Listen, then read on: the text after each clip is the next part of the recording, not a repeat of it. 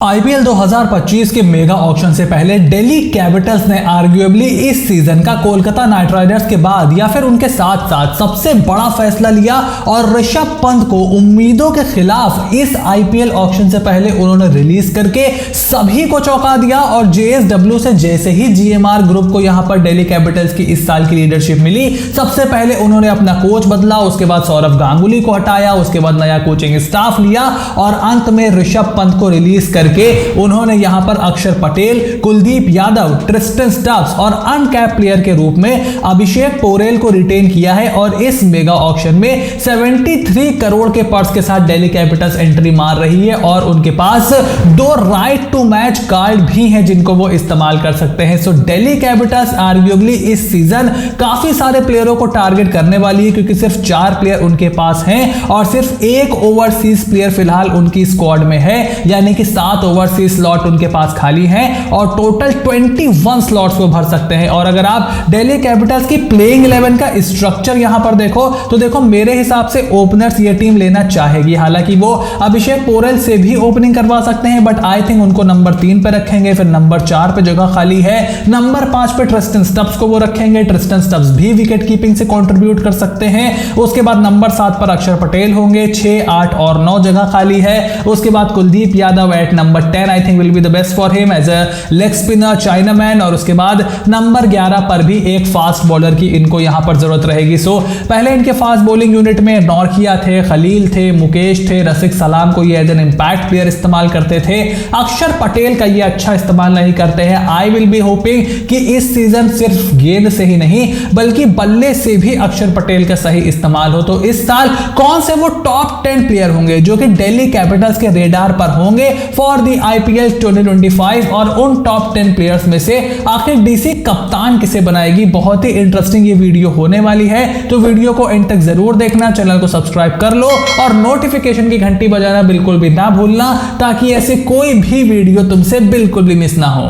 और सबसे पहले नंबर 1 पे जो प्लेयर इस साल दिल्ली कैपिटल्स की टारगेट पे होगा वो मेरे हिसाब से अनडाउटेडली होंगे उनके एक्स कैप्टन श्रेयस अय्यर। देखो श्रेयस अय्यर 2021 में दिल्ली कैपिटल्स से अलग हुए थे, 2022 में वो कोलकाता नाइट राइडर्स में आए थे, उसके बाद अब वो एक आईपीएल विनिंग कैप्टन है एंड दिल्ली कैपिटल से फाइनल खेला था श्रेयस अय्यर ने, जिसके बाद उनको हाफ सीजन इंजरी की वजह से बाहर बैठना पड़ा और जब वो ठीक होकर के वापस आए उनको कप्तान नहीं बनाया दिल्ली कैपिटल्स से। So Delhi Capitals will be looking to rectify that mistake this season और श्रेयस अय्यर इस साल काफी ज्यादा डिमांड में होंगे। एंड मेरी यहां पर छोटी सी प्रेडिक्शन यह है कि इस साल वो हमें दिल्ली कैपिटल से ही खेलते हुए दिखाई देंगे। उसके बाद सेकंड प्लेयर जो यहां पर दिल्ली कैपिटल्स के रेडार पर होगा in my opinion that will be Jake Fraser McGurk. मैं यहां पर मैकगर्क के साथ जा रहा हूं। देखो डीसी के पास आरटीएम भी है और वो ऑक्शन डायनामिक्स की वजह से उनको रिटेन नहीं कर पाए थे, क्योंकि आपने 18, 14 और 11 करोड़ के स्लैब का इस्तेमाल किया।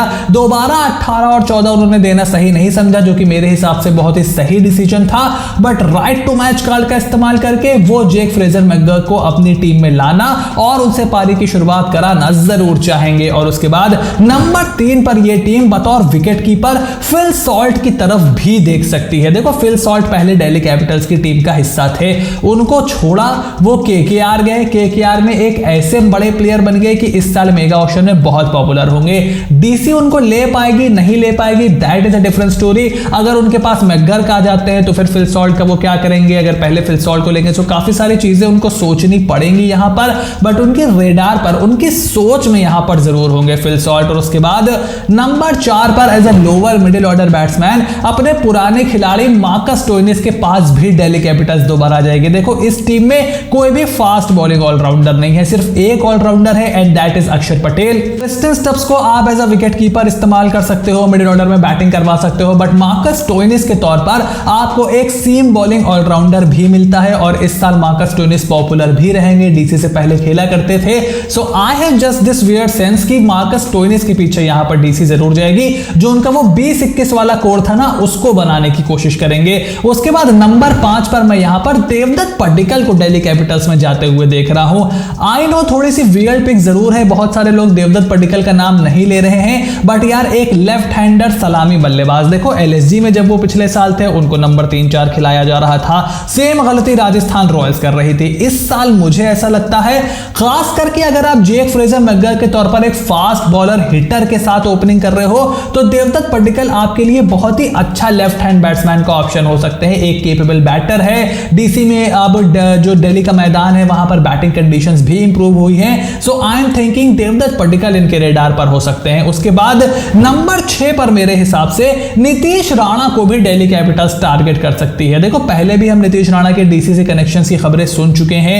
मिडिल ऑर्डर में आई नो आपके पास अभिषेक पोरेल के रूप में एक लेफ्ट हैंडर बल्लेबाज मौजूद हैं, so maybe Nitish Rana will not be the most apt choice for Delhi Capitals, but देखो वो उनका दिल्ली से पुराना नाता रहा है। आप भले ही यूपी के लिए डोमेस्टिक क्रिकेट खेलते हैं, लेकिन आते वो दिल्ली से ही हैं। सो मिडिल ऑर्डर में एक एक्सपीरियंस इंडियन बैटर आपको मिलता है, and we have seen in the past कि डीसी इस तरीके की बिल्डिंग लगाने से बिल्कुल भी पीछे नहीं हटती है, और नीतीश राणा की बॉलिंग का भी वो इस्तेमाल कर सकते हैं। So I have just this opinion कि नीतीश राणा जो है वो हमें दिल्ली कैपिटल्स के टारगेट पे दिखाई देंगे। लेंगे नहीं लेंगे भाई, सबको तो नहीं ले पाओगे टॉप 10 की लिस्ट में से आप, लेकिन कोशिश यहां पर जरूर की जाएगी। उसके बाद नंबर 7 पर मेरे हिसाब से खलील अहमद के ऊपर ये टारगेट करने वाले हैं।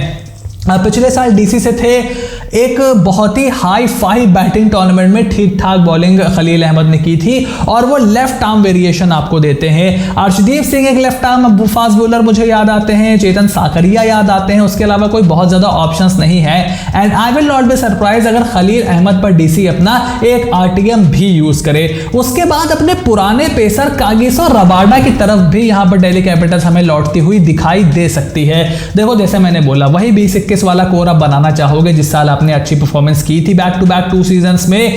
कागिसो रबाडा से पहले आपके पास देखो अर्शदीप आएंगे, आपके पास मिचेल स्टार्क आएंगे, उनको लेना थोड़ा सा मुश्किल जरूर होगा, but 73 crore is enough purse to at least target Kagiso Rabada. और उसके बाद एंड्रिक नॉर्किया मेरे हिसाब से बहुत ज्यादा एक्सपेंसिव इस साल नहीं जाने वाले हैं, सो वो भी दिल्ली कैपिटल्स में आ सकते हैं। देखना होगा अपने आरटीएम का डीसी कैसा इस्तेमाल करती है, सो वो भी एक ऑप्शन उनके पास रहेगा। और अपने जैसे कि मोने बोला कि पुराने कोर को इकट्ठा करने के लिए दिल्ली कैपिटल्स एंड्रिक नॉर्किया की तरफ भी जा सकती है। हालांकि आई विल बी हैप्पी अगर वो किसी और बॉलर को भी यहां पर टारगेट करे। और उसके बाद नंबर 10 पर जैसे कि हमारी पूरी थ्योरी रही है, आवेश खान के ऊपर भी दिल्ली कैपिटल्स बोली लगाने वाले हैं। 2022 के मेगा ऑक्शन में Delhi Capitals were very frustrated कि वो आवेश खान को खरीदने में कामयाब नहीं रहे।